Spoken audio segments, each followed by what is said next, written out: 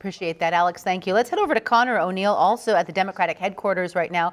And Connor, you're joined by House Minority Leader Jennifer Konfrst. I am, yeah. Representative Konfrst joining me right now because you were one of the many endorsements for Lanon Baccam. This was early on when this happened, when you endorsed him too.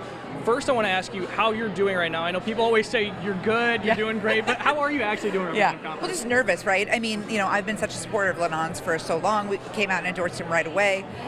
Really excited for him, and of course, have full confidence that he could win.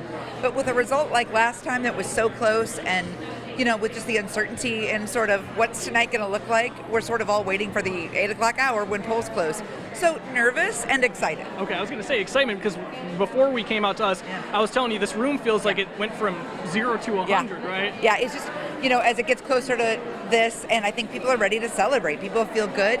They feel energized. The Iowa poll certainly gave us that push for the end that made a difference. And I think including the result for Lanon that showed that he's winning. And I think that we'd all love nice big wins, but regardless, wins are what we need, and so now we just start to watch.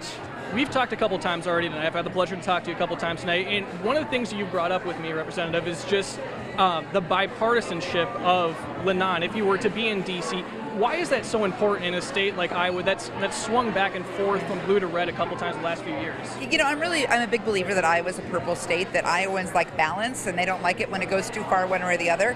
Lanon can really be that person for us in Washington. He will work across the aisle. He knows Washington because he's served, and so he can actually give us a voice that is more about issues and less about party, and I think that's going to be really important.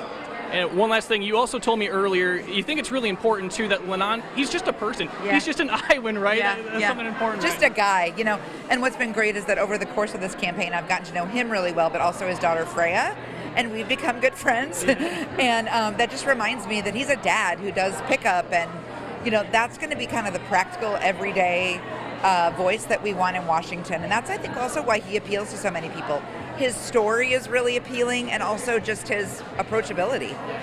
All right, well, thank you so much for joining me. I appreciate it, dear. I hope we get to keep talking. Yes, me too. Absolutely. Good luck the rest of the night, dear. Thank you. All right, Stephanie, you'll obviously be coming back out to me, but I'll toss it right back to you.